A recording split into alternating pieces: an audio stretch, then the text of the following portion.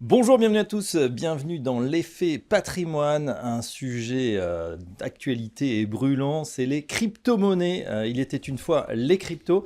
On a un excellent numéro de Décideur Patrimoine qui se dédie à ces cryptos. Alors ces cryptos, c'est vrai que c'est l'or numérique pour certains, c'est inquiétant pour d'autres, en tout cas ça subit une énorme volatilité, mais finalement sur un temps long, c'est plutôt gagnant. Alors faut-il en mettre dans les portefeuilles? En tout cas on constate un extraordinaire engouement du côté des particuliers comme des conseillers en gestion de patrimoine.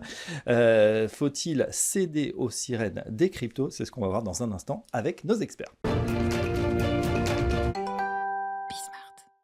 Les crypto-monnaies, actifs incontournables ou mirages spéculatifs, c'est la question qu'on va poser à nos experts. On est ravis d'accueillir Stéphane Rudzinski. Bonjour Stéphane. Bonjour Fabrice. Président et fondateur de Retores Finance et Bitcoin Maximaliste. On va voir ça dans un instant.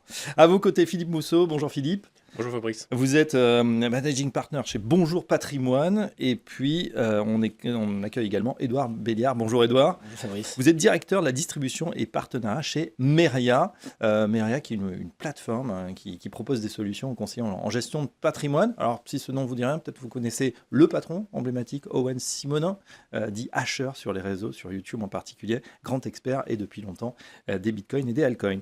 Stéphane, on commence avec vous.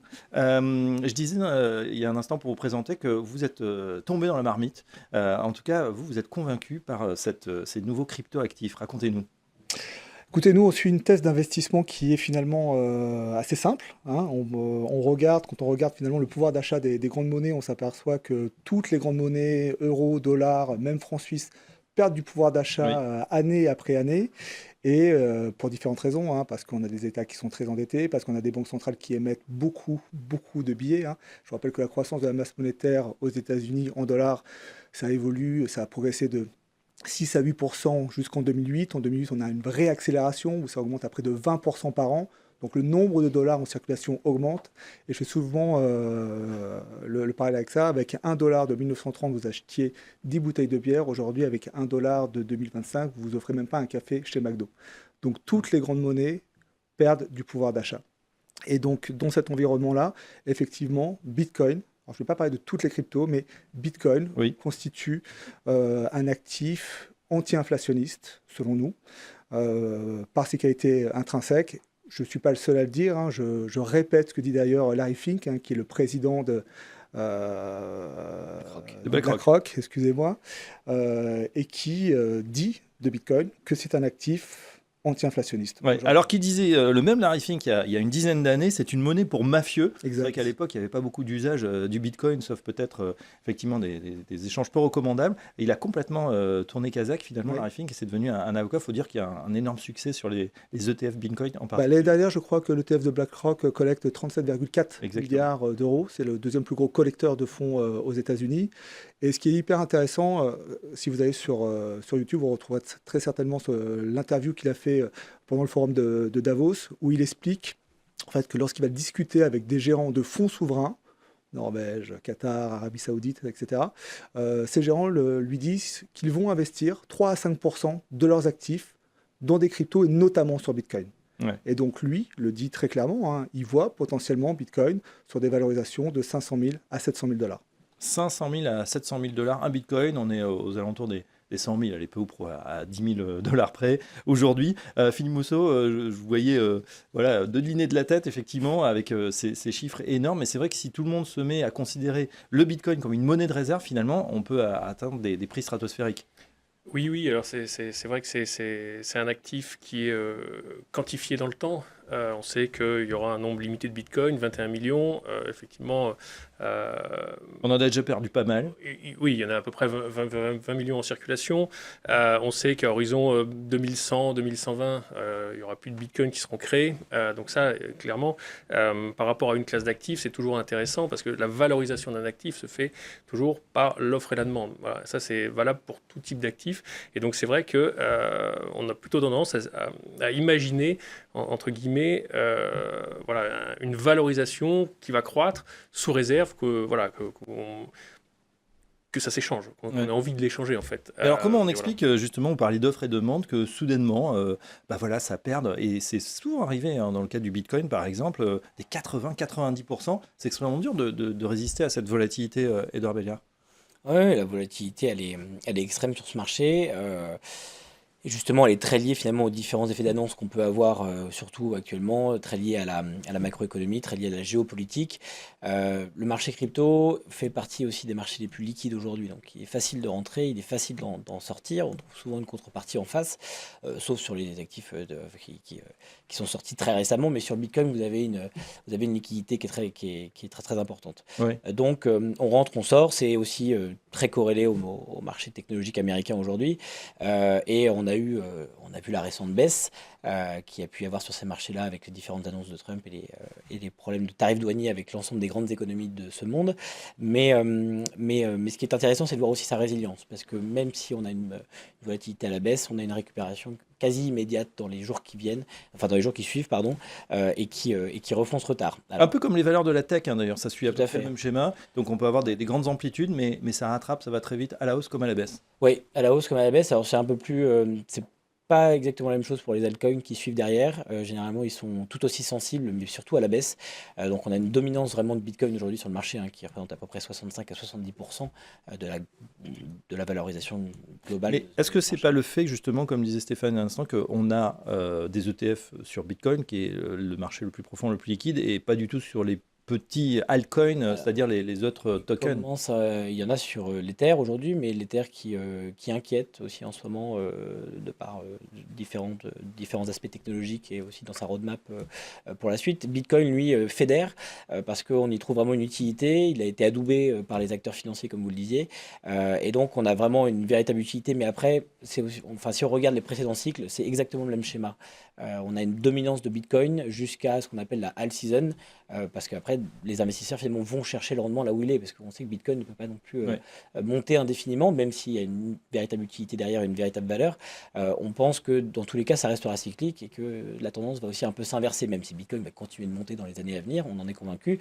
Il va aussi laisser la place aux autres, parce qu'il y a d'autres projets très intéressants qui suivent.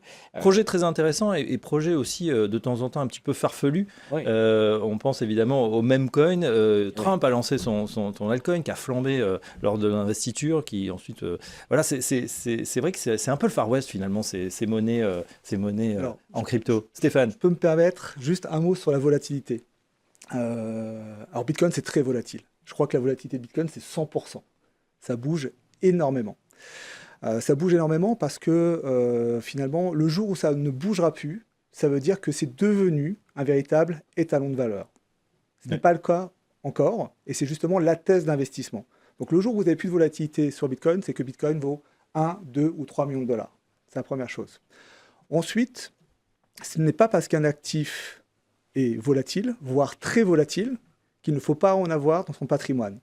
La Alors volatilité, expliquez-nous. la volatilité, le risque, ça va déterminer la proportion de l'actif au sein du patrimoine. Donc si c'est un actif très volatile, on va limiter la proportion à peut-être 2, 3, 4, 5%. Mhm. Mais objectivement, je me sentirais aujourd'hui en défaut de conseil de ne pas expliquer ma conviction sur Bitcoin notamment à mes clients. D'accord. Philippe Mousseau, justement, c'est intéressant parce qu'il y a ce fameux ratio de Sharpe, risque-rendement. Finalement, on sait que ça peut monter de 100%, mais aussi baisser. Du coup, d'en avoir 2 ou 3%, on ne prend pas un risque phénoménal sur l'ensemble de son portefeuille. C'est ça que vous racontez à vos clients? Oui, je rejoins tout à fait Stéphane. C'est important, effectivement. Le métier de CGP, c'est effectivement plutôt un métier de conseil en organisation patrimoniale. Donc, c'est effectivement de structurer différentes enveloppes, différentes classes d'actifs en fonction des moyens de nos clients pour atteindre des objectifs. Et effectivement, ce que disait Stéphane à l'instant, c'est la notion de profil investisseur qui est également très importante à prendre en compte parce qu'on n'aura pas dans l'allocation stratégique, c'est-à-dire actions, obligations, fonds euros, crypto, private equity, etc., on n'aura pas la même proportion dans la délivrance du conseil Bien sûr. pour quelqu'un qui est très dynamique que pour quelqu'un qui est effectivement beaucoup plus prudent. Mais je rejoins tout à fait sur le fait que c'est une classe d'actifs qui doit être intégrée à notre sens également, dans une structuration de patrimoine, dans des proportions effectivement qui varieront en fonction de l'appétence au risque de nos clients. Ouais, j'ai une question là pour les gérants. On est, dans votre clientèle, on est plutôt hors ou hors numérique crypto-actif? Ou les deux? Les deux. Alors, chez Atos, on est sur les deux. D'accord. Voilà. Avec la même conviction, parce que l'once d'or flambe en ce moment, mais peut-être pas jusqu'au niveau que vous nous avez indiqué, Stéphane. Alors, je vous répète, vraiment, c'est très important, mais les fondamentaux des tests d'investissement chez Atores, c'est vraiment la perte de pouvoir d'achat des grandes monnaies. Donc, on va essayer vraiment d'orienter nos clients vers des actifs qui résistent en fait à cette inflation, en quelque sorte. Donc, on a l'or, évidemment. On a Bitcoin, qui est pour nous un peu de l'or numérique, et on va les faire investir également sur des classes d'actifs qui sont tenues par des agents économiques rationnels, c'est-à-dire des actions cotées, non cotées. Mais oui, donc Bitcoin et or, pour nous, c'est quasiment comparable. Ouais. Il faut se protéger de l'inflation, c'est ça Oui, aujourd'hui? tout à fait. Et Bitcoin a peut-être des qualités supplémentaires par rapport à l'or, puisque l'or, finalement, aujourd'hui, moi, sur les chiffres que j'ai, finalement, sur l'or qui est en circulation, ça représenterait à peu près 2-3% de l'or terrestre, qui est encore enfoui dans les couches. Et vous savez très probablement qu'il est possible aujourd'hui, techniquement, de transformer des métaux ferreux en or. Ça coûte très, très, très cher, mais c'est possible. Mais le jour où cette technologie deviendra beaucoup moins chère, on pourrait se retrouver avec beaucoup plus d'or. On pourrait produire de l'or à bas coût. Sur Bitcoin, ce n'est pas possible. Ouais.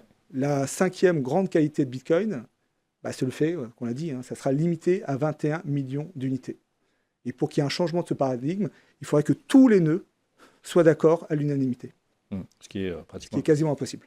D'accord. Aujourd'hui, c'est pratiquement impossible, je pense, de faire modifier le protocole Bitcoin. Ouais. J'ai une question justement sur la détention de ces bitcoins. Alors, Meria, vous proposez des protocoles justement pour détenir même des mandats sous gestion, pour détenir et faire des portefeuilles. Il y a aussi ce qu'on peut détenir sur ce qu'on appelle les ledgers, des clés physiques, avec tous les problèmes. Finalement, on a son coffre-fort numérique sur soi. Qu'est-ce que vous proposez à vos clients? Alors, il y a pour moi, trois grands moyens d'investir sur Bitcoin, effectivement par le biais des exchanges. Ce que je déconseille de faire, moi j'ai commencé comme ça, mais je trouve ça très compliqué. La plateforme peut se faire hacker, on l'a déjà vu, on peut perdre les clés, on peut se faire rançonner. Il n'y a pas de gestion de la fiscalité. Vous savez que lorsqu'on revient en euros et qu'on dégage une plus-value, il faut déclarer. Là, pour le coup, vous n'êtes pas ou très très peu accompagné par les plateformes. Et si vous venez à décéder, qu'il vous arrive quelque chose, bonne chance pour votre épouse, vos enfants ou votre notaire pour retrouver les codes.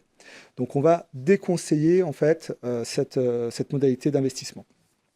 Ensuite, on a deux autres possibilités. La première, c'est d'investir dans des fonds Bitcoin. D'accord ? Il en existe, chez Tobam par exemple. Je rappelle que IShoFT a créé le premier fonds Bitcoin européen en 2017, je crois. Donc, il est ouvert aux investisseurs professionnels, mais vous avez aussi des choses qui ressemblent pas mal à ça. Encore chez Tobam, je vais les reciter, mais vous avez des fonds qui ont dans leur portefeuille des actions qui sont très corrélées à Bitcoin. Donc, par exemple, comme Coinbase, etc. Et là, vous allez avoir un niveau de corrélation de 60 à 70%.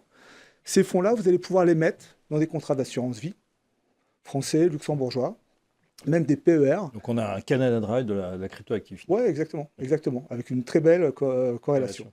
Et puis enfin, ce qui se développe quand même pas mal maintenant aussi, c'est les mandats de gestion qui sont proposés par les PSAN, prestataires en actifs numériques, qui deviendront PSCA normalement en juin 26. Et c'est vrai qu'il y a un certain goût, un gros attrait même pour ça, parce que vous savez que depuis le Brexit, il y a beaucoup de hedge funds qui sont venus s'installer à Paris, Citadel, SquarePoint, etc. Et donc, il y a des équipes de ces hedges qui sont sorties et qui appliquent leur méthode quantitative sur les cryptos. Et ça marche plutôt bien parce que c'est plus volatile que les actions. Et souvent, ils vont travailler avec des PSAN pour donner des recommandations à l'achat et à la vente. Et on obtient des performances, les PSAN obtiennent des performances très intéressantes sur les mandats de crypto. Très bien, voilà pour cette première partie, messieurs. En tout cas, engouement pour la crypto. On peut en avoir évidemment sous diverses formes. On va continuer à en parler dans le débat. C'est crypto-actif. Alors, est-ce que c'est une révolution patrimoniale ou un mirage? Réponse tout de suite dans le débat. L'effet patrimoine spécial cryptoactif avec nos experts Stéphane Rudzinski, Philippe Mousseau et Édouard Béliard.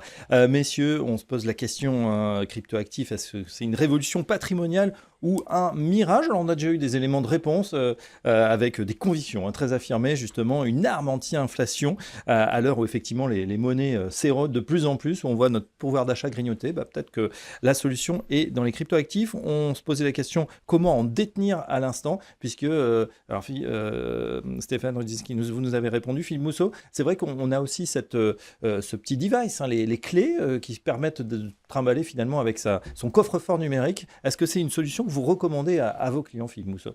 Ce que disait Stéphane à l'instant, c'est effectivement, il y a 3 possibilités d'investir. Et effectivement, ce qui est très important, je pense, c'est comment est structuré en fait le droit qu'on a. C'est soit un droit de créance, soit un droit de propriété. Aujourd'hui, un ETF qui est propriétaire dans un ETF du Bitcoin, c'est la société de gestion. Oui. Sur une plateforme type Binance, qui est propriétaire du Bitcoin, c'est la plateforme. Le client, l'investisseur, a juste un droit de créance envers la plateforme. Ça, c'est très important. Quand on travaille sur des mandats de gestion avec des comptes vraiment ségrégés, au final, c'est la société de gestion qui est propriétaire pour le compte du client. Et ça, c'est très important, notamment dans des problématiques qu'on peut avoir de droit de succession, de transmission, etc. Ça, c'est vraiment, je dirais, un point. Donc, comment on fait pour être très propriétaire de ces bitcoins à soi, par exemple? On travaille avec des sociétés spécialisées qui, effectivement, déposent le cryptoactif sur un compte ségrégué pour le compte du client. Voilà. Ce qui est étonnant, c'est que effectivement, ça avait été dans la création du Bitcoin quelque chose de complètement décentralisé. On a laissé changer en fait de la valeur comme ça en peer-to-peer finalement, de particulier à particulier. Et puis on voit qu'on a mis des exchanges au milieu. On a organisé tout ça finalement pour refaire un petit peu le système qu'on connaissait. C'est assez intéressant. Édouard Béliard. Ouais. Il a fallu organiser finalement ces échanges de valeurs. Exactement, il a fallu organiser tout ça avec les problèmes que ça a apporté aussi, parce que finalement, on l'a vu, les épisodes FTX, qui était la deuxième plus grosse plateforme mondiale, qui s'est quand même effondrée parce que, pour des manquements évidents professionnels. Plus récemment, Bybit, qui a été hacké. Donc, ce sont des gros sujets. Et la sécurité des actifs, aujourd'hui, elle est au cœur des préoccupations des investisseurs. Et on parlait de la notion de propriété, donc avec Philippe et Stéphane, c'est très, très important. Nous, on comprend que pour nos clients, c'est évidemment crucial. Donc, la ségrégation des comptes, la propriété des actifs pour les clients, c'est extrêmement important aussi. Le fait qu'ils en soient les propriétaires finaux, qu'ils puissent en disposer comme ils l'entendent, ça c'est très très important. Et donc nous, c'est toujours ce qu'on a mis au centre finalement de notre proposition de valeur. On achète les actifs en 1 pour 1 pour nos clients, on les ségrègue pour eux, comme si on faisait finalement de la self-custody centralisée, entre guillemets. Donc vous avez juste à retenir votre mot de passe, votre tout FA, donc un identifiant de facteur et votre identifiant tout court pour vous connecter. Mais derrière, nous, la sécurisation des actifs, c'est nous qui la gérons pour vous. D'accord, si je perds mon identifiant, on vous en renvoie, après qu'on ait vérifié que c'est bien vous, évidemment, parce qu'on est aussi évidemment... Non, je veux dire, c'est différent par exemple, des clés numériques qu'on peut avoir où il y a 12 ou 24 mots de passe à retenir dans sa tête. Nous, on va utiliser des solutions comme Ledger Enterprise ou d'autres solutions pour sécuriser ces actifs-là, mais c'est nous qui allons gérer les clés pour vous. Donc, vous n'avez pas à vous occuper de ces 12 ou 24 caractères pour récupérer vos actifs si jamais vous le faites vous-même. Donc, nous, on incite aussi, on trouve que la meilleure manière de détenir finalement ces cryptos, c'est de les détenir soi-même.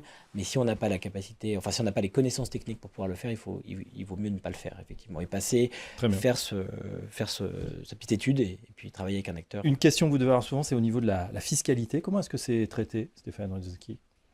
Flat tax. Tout à fait. Ouais. Pour celui qui n'en fait pas son métier, sans quoi celui qui veut en faire son métier est miné, par exemple, je crois que c'est du BNC.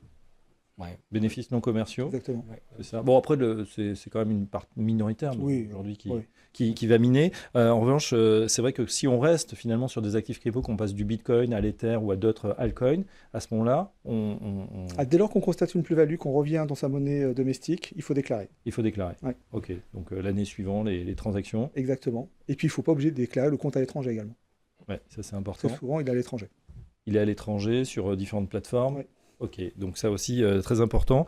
On en parlait aussi un petit peu au niveau de la succession. Imaginons que j'ai acheté quelques bitcoins, puis d'ici 5 à 10 ans, ils sont remontés $1 million. Une petite fortune. Comment on fait là aussi pour transmettre C'est un actif qui rentre dans la masse successorale. Donc, comme tout actif, il peut être transmis par anticipation, par donation. Donc il n'y a pas de caractéristiques particulières en matière d'optimisation. Enfin, toutes les stratégies d'optimisation sont applicables en fait à Bitcoin et aux cryptos. Je vous pose la question parce que par exemple dans le cas d'un lingot d'or, souvent ça se transmet dans la famille. Voilà, on ne sait pas toujours déclarer. Est-ce que c'est possible de donner une clé? C'est pas trop légal quand même. C'est pas légal. Non, mais on est d'accord, mais c'est vrai que c'est. Et puis souvent c'est. Donc sur Bitcoin, ça pourrait se passer de cette manière-là, mais c'est pas légal, donc il faut pas le faire. D'accord, très bien. C'est très clair en tout cas. Une autre question, c'est sur bien sûr ce qui revient souvent, on l'a un peu évoqué déjà, cette volatilité. Comment on investit bien sur ces actifs? Est-ce qu'il faut rentrer d'un coup? Est-ce qu'il faut rentrer petit à petit? Qu'est-ce que vous recommandez pour atteindre, vous nous disiez, 1, 2, 3, 5% maximum de ces avoirs? Bon, idéalement, il faut fractionner ces investissements, mais quand aujourd'hui, moi je parle avec des professionnels des cryptos, sur un Bitcoin à 90 000 $, beaucoup sont tentés de rentrer massivement. Agressivement. Voilà. Parce qu'ils vous disent c'est le moment, c'est un trou d'air. Parce qu'il s'est passé quand même des changements de paradigme fantastiques, quoi, hein. Les grandes sociétés de gestion américaines distribuent Bitcoin à leur clientèle privée et institutionnelle, parce que le président du plus grand pays du monde dit, voilà, je crée des réserves stratégiques, notamment en Bitcoin, comme j'ai des réserves stratégiques en pétrole.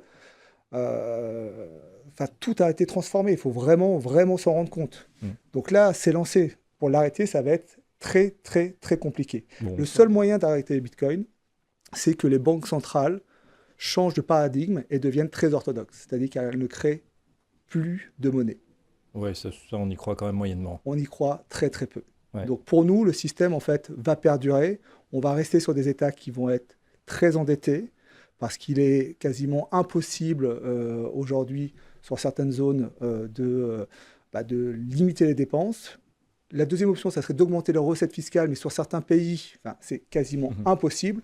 Donc nous, on pense que le scénario que l'on vit depuis 20 ans va perdurer, et c'est la raison pour laquelle Bitcoin et d'autres actifs constituent vraiment des actifs anti-inflationnistes. Il y a un rempart effectivement contre cette inflation. On dit souvent que nos grands États occidentaux sont drogués à la liquidité et ça va être dur effectivement de se sevrer.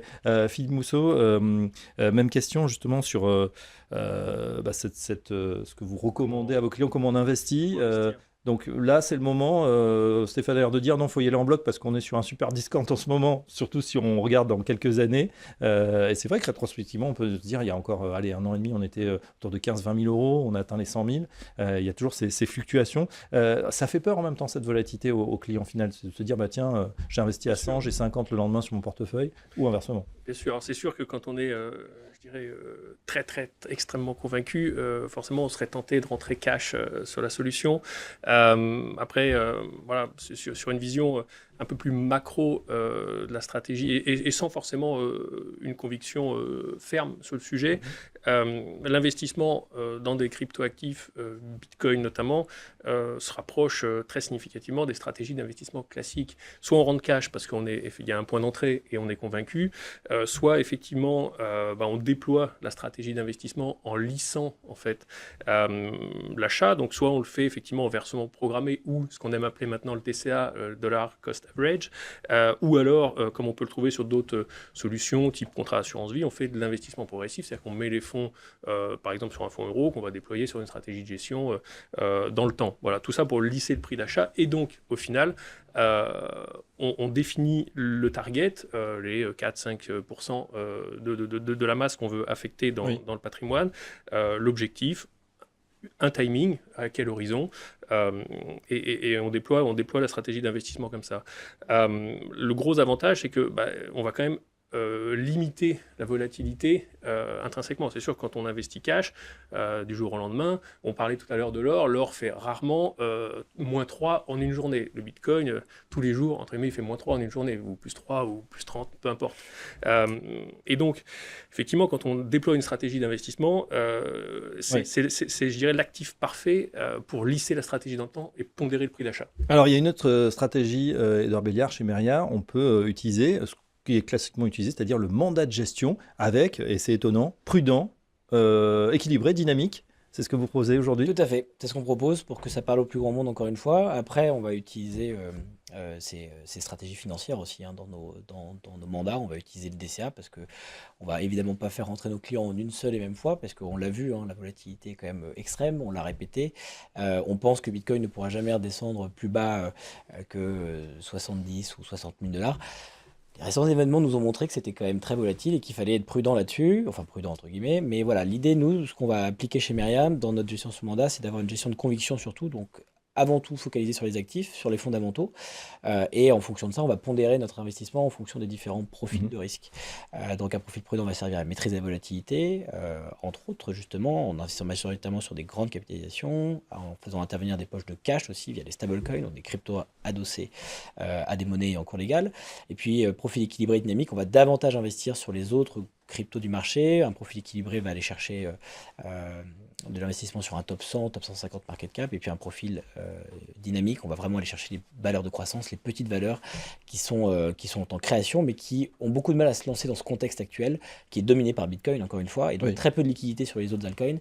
Et donc on est dans un contexte de marché aujourd'hui qui est préférable à du portefeuille défensif sur des grosses capitalisations, parce que même l'Ether, on l'a vu, corrige beaucoup aussi en ce moment.